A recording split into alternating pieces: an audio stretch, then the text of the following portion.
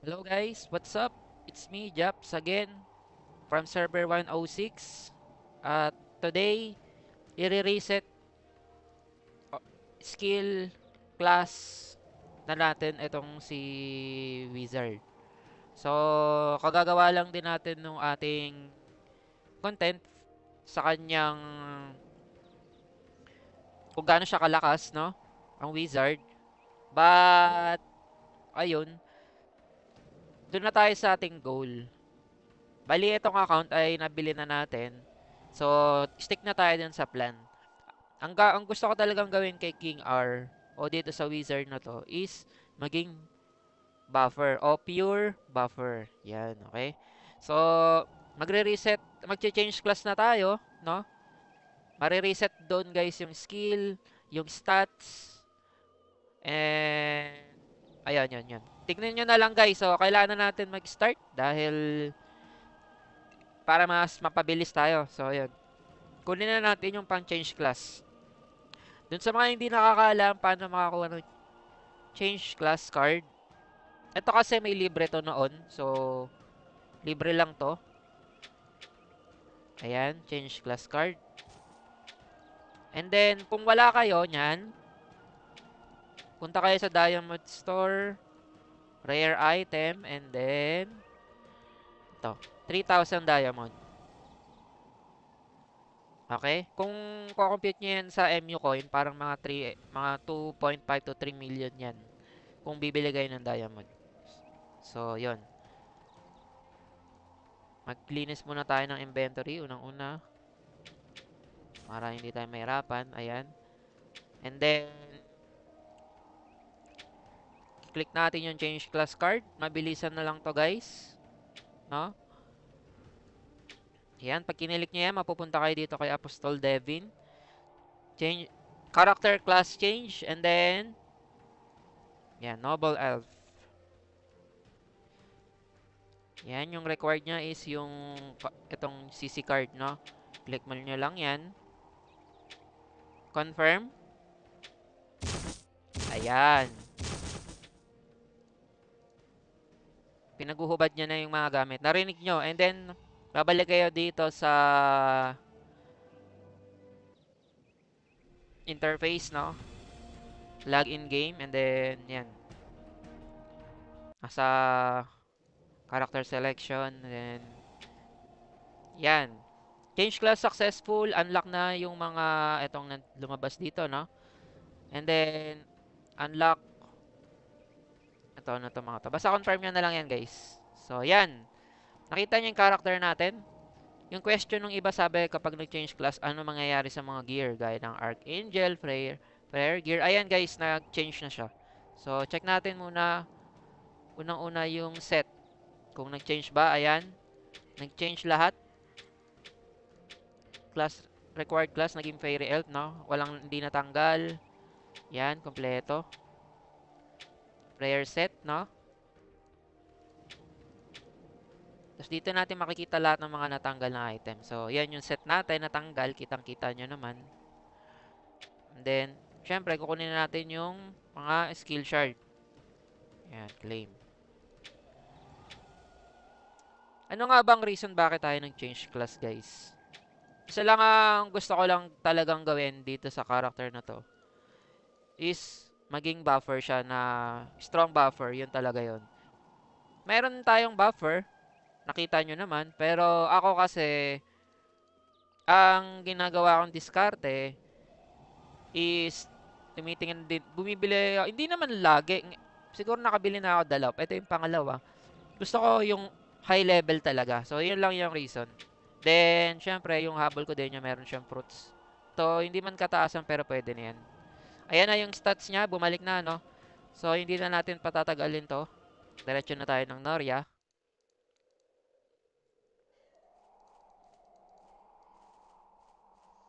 Kailangan natin siyang... Punta muna tayo sa skill. Ayan, hindi pa niya nabibili. So, pupunta tayo dito sa store. Yung skill niya, saan natin makikita? Powerful skill dito sa MU Coin Store, no? Pili natin yan lahat. Yan.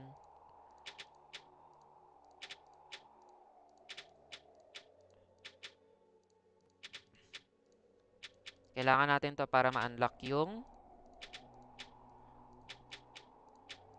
mga skill niya.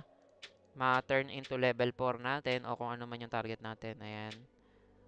Learn lang, learn yan. No? Ayan. Sabay ito, yung mga libreng book natin. Ayan, gamitin lang natin, no?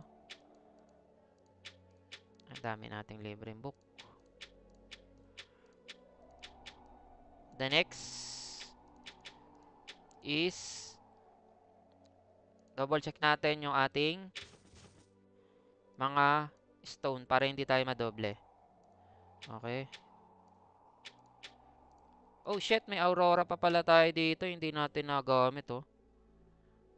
This is bad for sa ating pag-change class. Pero tingnan lang natin, guys, kung saan naabutin, no? Dahil malaking skill share din to. So, meron akong maling nagawa. But, let's see kung ano ang kalalabasan. Nawala sa isip ko yun, ah.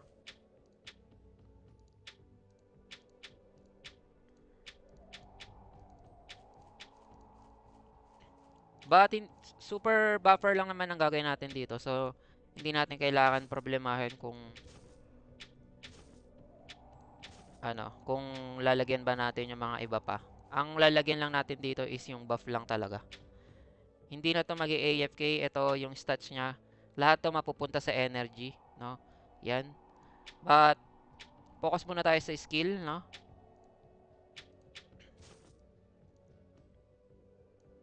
Kita niya naman sobrang dami. So, wag niyo masyadong problemahin yan. Kahit medyo pinaproblema ko na rin. Ayan, check lang natin to. Bili muna tayo dito ng craft skill tayo. Muna, attack. Yan yung pinakamalaga. Okay. Attack stone, double check. Yan, parehas level 1, no? Craft skill.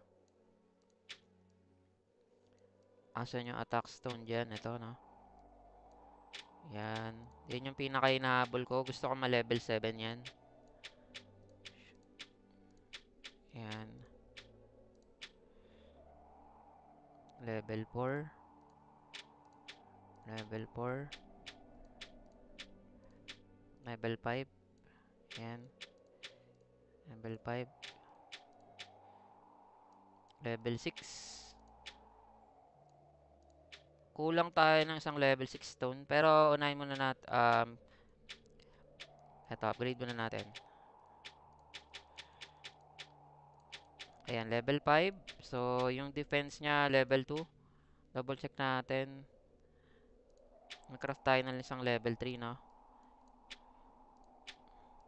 Ayan. 5. Tapos, itong attack. Check natin. Ano yung kulang?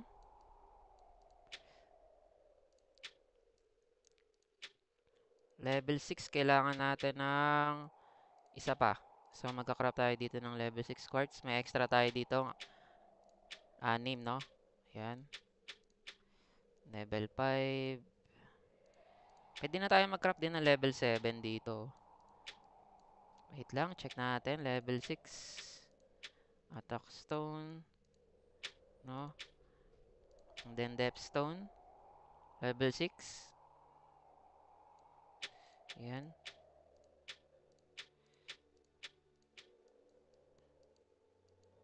And then, ano pa ang kulang? Meron akong nabiling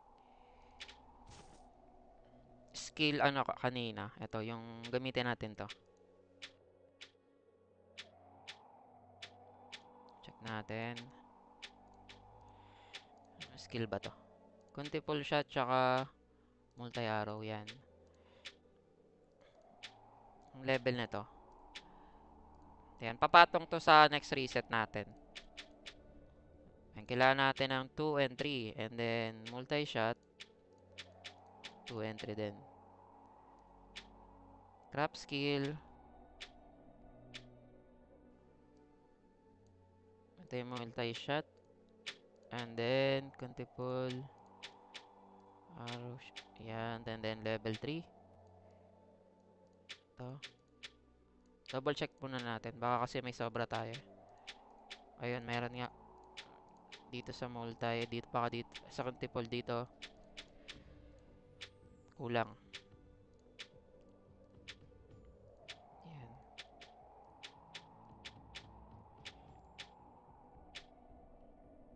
Yan, level 4. No? And then,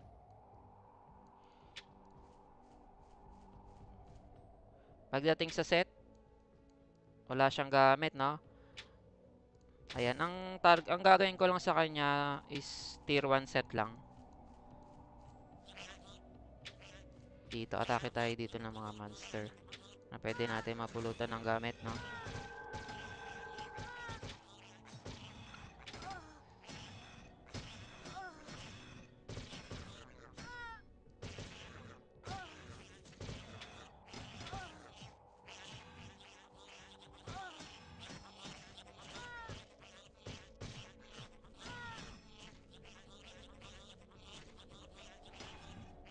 May napulot ba tayo? Na loots? Walang drop? Punta tayo sa ano guys, Laurentia. Tingin ko dun may drop.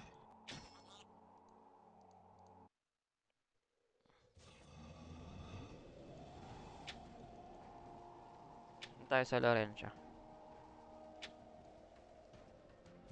Dami pa nating extra guys, oh. Kita nyo naman.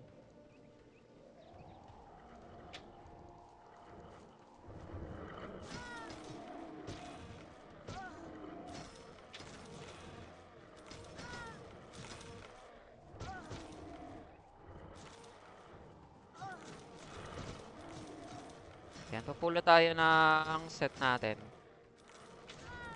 Tier 1 lang.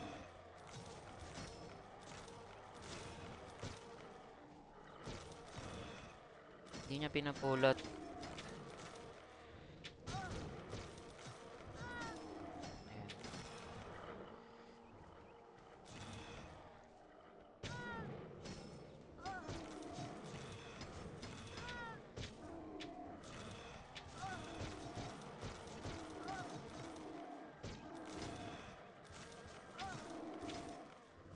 Ayan.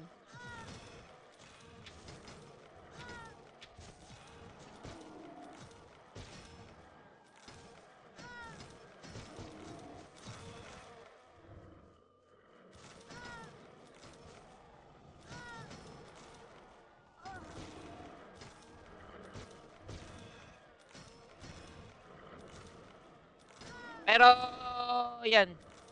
Habang nag-aabang tayo ng loot, mag-check na rin tayo dito guys. Ang next natin gagawin, isa sa mga napaka-importante din para ma-boost yung... Close muna natin to. Enable muna natin tong energy, okay? And then, ito, may nakuha na tayo headgear. Suotin muna natin saglit.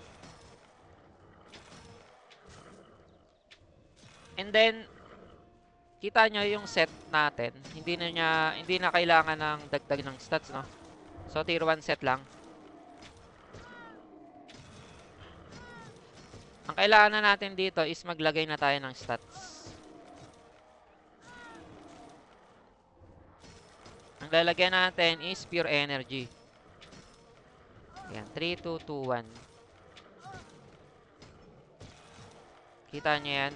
Max lang natin. Confirm. And then, itong mastery. Ito yung isa sa mga pinakamahalaga na hinahabol ko. Dapat mataas yung mastery niya para ma-max natin yung additional plus attack. So, makikita natin yung total niyan mamaya. So, lagay muna tayo dito. Ito, int up. Max natin to. Ito, level 1. Yung blessing. Ito, pinakamahalaga rin yan. Dito, check tayo. Lagyan na lang natin to. 1, 2, 3. 4, 5 para ma-unlock to. Nandito sa gilid, yung Binding Heal, level 1. And then, ito yung max natin. Power up War Gods upgrade. And then, ito. Yan. Ang target natin dyan, ma-level 10 din yan. Yan, dalawa lang. Yan lang. So, yan.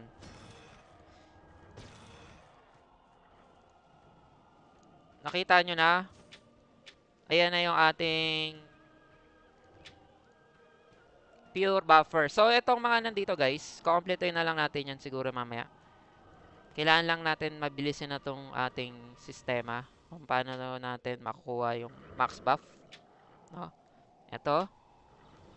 Lagay tayo dito ng blessing. Binding heal. Tapos, yan, yung greater damage. Ile-level 7 natin yan parehas, guys. So, huwag nyo muna masyado siyang isipin. Basta, ile-level 7 natin yan. Ang maintindihan nyo, yun yung mga mahalaga. So, nakita nyo dito sa skill natin, meron tayong blessing nilagay ko dito. Ito yung nagpapalakas ng buff, tapos ito yung dalawa. Para matest natin kung ilan yung buff natin ngayon. Yan. Check tayo. Greater defense, 908. And attack, 2,241. 44.88%. Nakita nyo guys, hindi pa yan tapos. Kapag gumamit tayo ng blessing, tingnan nyo kung ilan ang idadagdaga. Yan. 2,455, 47.79% na buff. So, yan. Yung kita nyo naman, 995 yung increased def niya. So, 37.11. Kung i-compare to dun sa buffer natin na isa kay Kimat, sobrang laki ng agwat guys. Nasa pagdating sa def, 200 plus. Tapos yung reduced damage taken niya is 7% yung agwat. Then dito sa ating buff, 1.7k yun. Ito 2.4. So nadagdagan ng 700. Yun, no? Yung iba hindi na natin yan lalagyan. So may nakuha tayo dito sa Countiful Shot tsaka dito. So ang ipapry natin is ito ma-unlock. Dahil yan, yung level 7, meron pa rin tong dagdag. I-check natin. Yan na, 2,000. Ayan, 1%. So yung 1% na yung big deal yan sa atin, no? May nagawa man tayong mali dahil hindi ko nakuha yung Aurora. But gagawin ko na lang din ng paraan yan. Check tayo dito sa level 7. And then, yan. Sa Depth Stone, kulang siya ng 3,000. Sa Attack Stone, ano ang kulang? Madami, no? Dalawang level 6, isang level 5. And then, ito, level 7, isa pa. Bali, napakadami. Tingin ko yung level 5 na Aurora. Kulang pa yon. But, tingnan natin kung anong mangyayari dito sa hinaharap. Magkakaroon pa tayo ng update dito. Hindi pa ito nagtatapos, guys. So, yun lang. So, sana meron kayong natutunan doon. Kaya ito yung mahalaga talaga. Yan dalawa. So, pag na-upgrade ko pa yan into level 10, ang laki ng pagbabago pa. Ayun. Yun lang, guys. At itong character na to is forever buffer na. Yung isa nating character, si Kimat, baka papalevelin ko lang and then baka sa hinaharap, posibleng ibenta ko na siya sa ating guildmates dahil mahalaga talaga ang buffer. And then, ito na yung magiging super buffer natin. So, yun lang. Gumawa tayo ng super buffer ngayon para sa ating MG para mas mapabilis yung level. Isa to sa mga technique. Plus, mapabilis yung pagre-red boss natin. So, kung may mga question kayo, may mga gusto kayong itanong sa akin, huwag kayong mahiya guys. At susubukan natin gawa ng content. At ayun, magpapaalam na ako guys. See you sa ating next content. Bye-bye!